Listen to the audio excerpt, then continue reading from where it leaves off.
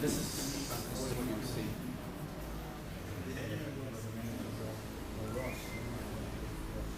So we're actually tuned into that channel looking at that. Just like a little delay. Yeah, but there will be a little. So there's 4 people looking at us right now. Hey guys. Can you hear us okay?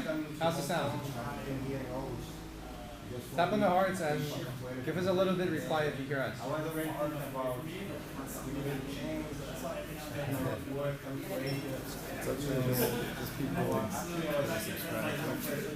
They can actually find you in different places. Yeah. So can you hear us? Okay. Type some comments. Respond to us. Oh, RV joined. Yeah. Yes, TJ can hear us. Great. Okay. So, hey guys. So this is another scope with Martial Tribes. Today we have a very, very special guest flying all the way from San Diego, USA to Hong Kong, if anyone recognizes. With me, it's actually Clark Gracie, and maybe some of you might know of him, maybe some of you might not, but we're actually going to have an interview with Clark Gracie today. Just for him to explain a little bit about BJJ Jiu-Jitsu and also why he's in Hong Kong, and for you to actually ask him questions if you have any to Clark. I can just call you Clark, right? Yes. Okay, cool. So Clark, this is your how many times have you been in Hong Kong?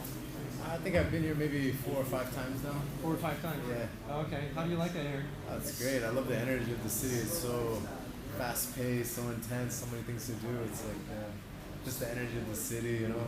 Yeah. It's great. The food's awesome. How's the pollution? You know, it hasn't been so bad because I went to Shanghai and then I thought that was like really bad. Oh, really? Yeah. But then after coming back, you know, like being here, it's not so bad compared to Shanghai. Okay. So now you're living in San Diego. Yeah. And your academy is also in San Diego. Right.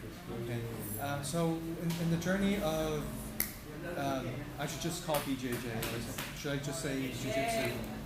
Like, which one do you prefer usually when people refer to the martial arts that you're practicing? Well, yeah, you can call it Jiu-Jitsu, but there are different kinds of Jiu-Jitsu, right? Yes. There's like Japanese style Jiu-Jitsu, but Brazilian Jiu-Jitsu and Gracie Jiu-Jitsu is pretty much the same thing, right? Okay. Yeah. So your specialty is Gracie Jiu-Jitsu? Brazilian Jiu-Jitsu, Gracie Jiu-Jitsu is the same. Okay. Okay. And how long have you been practicing Jiu-Jitsu? I started when I was a little kid because my dad had a Jiu-Jitsu academy, still has a Jiu-Jitsu academy in San Francisco, California. Yeah. And so I grew up just being involved with that, and then we would go to Brazil often as well, so I would train there and train with my dad a lot at his school. So you come in a big family that's Yeah. really well known within the discipline of the martial arts. When you were growing up and all that, like, did you feel anything special or different? Just being with people and all that. I think the main thing, I always knew all of my family does jiu-jitsu, so Okay. it's kind of like a part of like our family's culture in a way, because all of my uncles and my grandpa, like we all do it. And then, but especially once the UFC started, then people started to know about jiu-jitsu a lot more. Yes. And Carlos Gracie was the first UFC champion.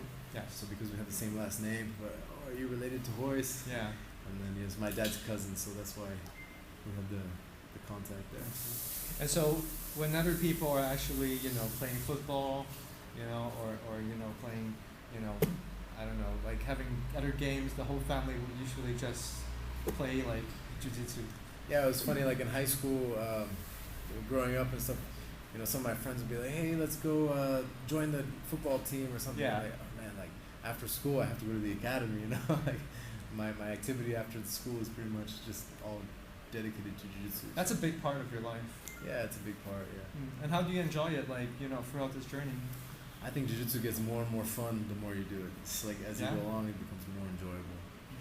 Yeah. Compared to other martial arts, what do you think that makes jiu-jitsu that unique? Jiu-jitsu, well, I've had people say different things, and my perception has been different. But jiu-jitsu, if you look at it, really, there's very minimal rules.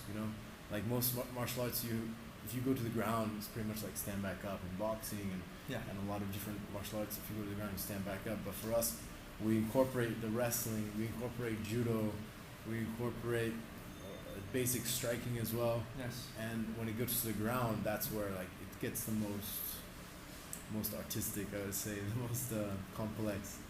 You know. And what about the philosophy of the martial arts? Like, do you see it as a very unique culture as well? Yeah. Well, the philosophy of the martial art basically it's the one martial art that basically you can come and you can train with each other, and you can actually go 100% if you want. You can train as hard as you want with your friends, with your fellow students, and at the end you still leave happy, no problems, no broken nose, no cut lip. You know, everything's intact and fine. Yeah. Most of the time, sometimes a little bruise here and there, but generally you can train very hard and be fine. Whereas if you're a boxer or Muay Thai or something like that, of course they're amazing martial arts, very great things to study as well. But if you go hard every day, you're gonna have injuries probably. Yeah. So jiu-jitsu is nice in that way that you can train really hard and still have a great workout, create a great bond with your fellow practitioners. I see.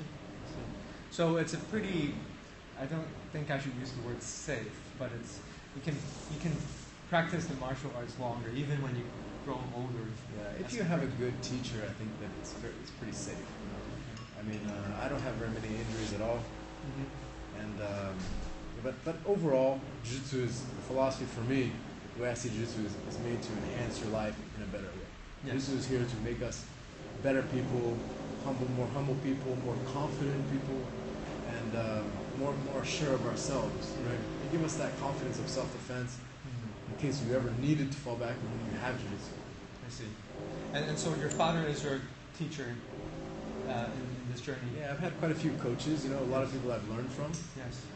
But my dad was definitely the one that gave me the biggest influence in my game, to my jiu-jitsu and my technique. Okay. Is there anyone else in the family or in the martial arts industry that you like jiu-jitsu that you really look up to, or you feel like, that's the person I want to aspire to become? Yeah, it's hard to say. I mean, I have a lot of cousins and uncles that I've learned from, and we've all learned from each other. I've learned from other people that have come and trained with us in the academy. And I mean, there's countless names, but some of the highest ones, I believe, my uncle Helion, when I used to live in Brazil, he was my coach when I was living there. And he's like a very skinny guy. He doesn't look very strong or anything, but he has very good technique, you know. So I learned a lot from him. And I have a cousin Henzo in New York who also learned a lot, and he's a very well-known jiu-jitsu practitioner as well. Yeah. So for you, personally, in this journey, now that you're actually quite frequently visiting Hong Kong and Southeast Asian countries and all that, this is also your personal mission to actually spread the culture of Jiu-Jitsu to Asia? Yeah, I see it as the Asian people have somewhat of a culture of martial arts already. Yes. You know, different countries have different martial arts already in there. And Jiu-Jitsu, even though Jiu-Jitsu started in Japan and was then brought to Brazil, and then slowly over the past century it was kind of modified to become almost a different martial art. Now it's coming back, and I see now as like Asia is almost like the new frontier of Jiu-Jitsu. You know, it's the new growth. You see schools popping up, and more people are coming here, and people are becoming more interested as well. What goals do you have, like the next 5 years, 10 years down the road in Asia? Yeah, my goal is just to continue living the Jiu-Jitsu lifestyle and being able to share the Jiu-Jitsu that my family created in Brazil, and to share the knowledge and have people also enjoy the lifestyle that I have in Jiu-Jitsu. Okay. So you mentioned about UFC, and you mentioned how it actually brought Jiu-Jitsu to become popular. Or more well known within the all these different martial arts, and so now when people actually come to you and say, hey, I want to learn Jiu-Jitsu, they often carry this mentality of the reason why I want to learn this is because I want to become a UFC fighter, right? And what do you tell them usually? Well, you have a long path. It's not something that happens overnight. Yeah. I think a lot of people think like, oh, that'd be so cool if I can be a fighter like that, and it's a kind of a very macho sport, and but people need to understand also that it's like almost a lifetime of study that goes behind it, and make sure you're having good coaches, and it's not something that you learn overnight. You have to. I see a lot of fighters, or people that want to be fighters. A lot of times their boxing is not very high level. It's okay. Their groundwork is mediocre. Yes. And so they actually never become a master at anything. So this is something that I think people need to focus on also when they want to get to a high level. Is they need to focus on that one martial art and become a high level in that piece first, and then add in other martial arts as well to become a complete fighter. So when someone, I should ask this question. What is the biggest misunderstanding of people coming to learn Jiu-Jitsu, but having a very wrong conception of it? Because I understand that there might be some misunderstandings of it. Well, sometimes you see Jiu-Jitsu and the things that really catch your attention are the flashy moves, right? Yes. Like the flying arm bars, and yes. the jumping techniques that you see, and it's you have to understand also these techniques are through many years of training, and you have to be pretty athletic to do some of these techniques as well. Yes. But it's really in the details is the beauty of the martial art. The small movements, the small adjustments, and leverage points, and all of this that really makes it an amazing martial art. So really, if you're coming to a martial art or any sport really, but especially Jiu-Jitsu that has so many details, I suggest people just be like a sponge. Just come in and just give your mind to your professor and be like, just give me all the knowledge. Take in what you can, but don't think it's gonna happen overnight either. Just go at your comfortable pace. What do you prefer better, to compete or to teach the martial arts? Well, teaching is amazing when you are able to teach something to someone, yes, and they are able to show you it on the mat. They're actually able to make it happen, and that's a beautiful thing. When you can actually see someone's life changing for the better.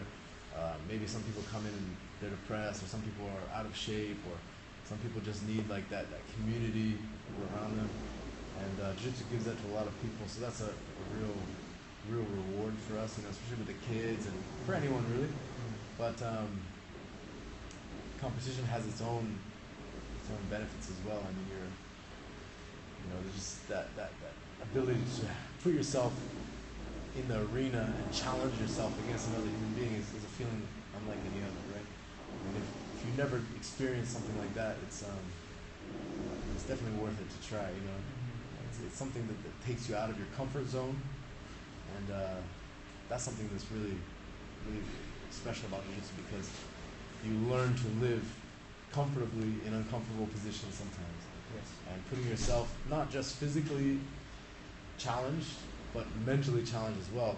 Thinking about your adversary, thinking about everything that's going to come to you, and Jiu-Jitsu also is a very strategic game, right? So there's a lot of mental chess. How do you prepare for a match? There's a lot of things that goes behind it, besides the training that you put in, hours of training every day, and then eating right, having a good diet, so you can basically give your body the best fuel that you can to be able to perform. Rest, of course, is an actual part of training that I think a lot of people overlook.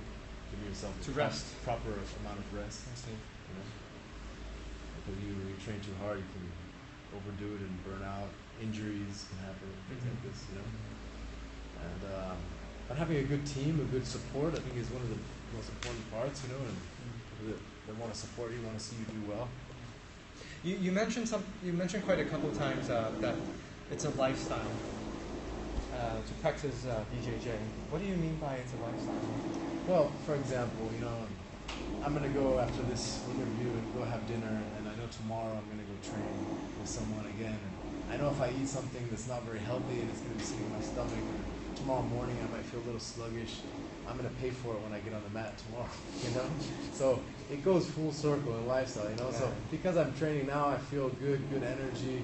I'm gonna put it into my lifestyle to also eat better, and that's gonna make me feel better energy, and then sleeping well. You know, I'm not gonna spend all night out. You know, only sleep a few hours, partying all night. But I know tomorrow, it's a part of my life to train again tomorrow. And so this adds like a whole just lifestyle. So no partying for you. Well, you know, you have a good time, of course, but you know, there's times it's good to let loose and relax. But you know, if this is your lifestyle, and if, especially if you're a competitor, this is what your goals are, then it's something that you have to dedicate yourself to for sure. Yeah. So in the internet, I know you get asked a lot about this question. There was this photo that was taken when you were having the match, and then someone actually made it into a poster saying that you're the ridiculously photogenic jiu-jitsu guy. When did you find out about that photo? Well, actually, so it's funny because that photo was taken in like May or something, a couple of years back, I think 2012. Ah, okay. At a tournament in New York. And then the next year, I won the Pan American tournament in 2013. Yes. Black belt, and after that, I think somehow they got a hold of that photo. People created that meme right after that event, and I think what really brought even more attention to it was